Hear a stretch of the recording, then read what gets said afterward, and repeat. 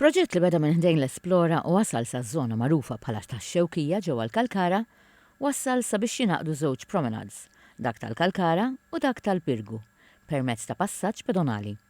Il-Korporazzjoni għar-Riġenerazzjoni tal-Port il-Kbir se tkun qiegħda tieħu ħsieb li s-servizzi jinkludu tneħħija ta' arbli, wires, dajes li ilhom mitluqin hemm tul ta' żmien u tindif tal-post, kif spjega ma' TVM News il-Perit Mario Bonello. Li sar tnaddefet iż-żona kollha kollaborazzjoni ma' sidin ta' dajes, mal-pulizija, mal-IM, ma' TM u mal-cleansing u l-ESA biex irnexxina niklirjaw din iż-żona kollha li għal żmien twil kienet mitluqa.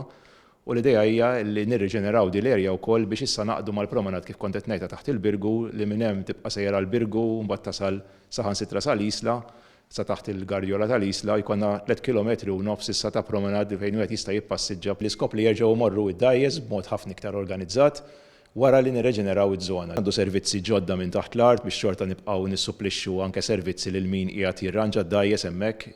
Il-Manager tad-Dipartiment tat-Tindif u l-Manutenzjoni Emanuel Fenek qal l-TVM News illi s-sidin tad-dajes ingħataw xahar ċans sakemm id-dajes tagħhom jitneħħew minn fuq il-post sabiex isir it-tindif. Inna prattikament ċara għaddejjin fuq dan ix-xogħol, illum ġejna nagħtu waħda tal-aħħar. Nikkinsu waħda tal-aħħar biex innatfu kull maw.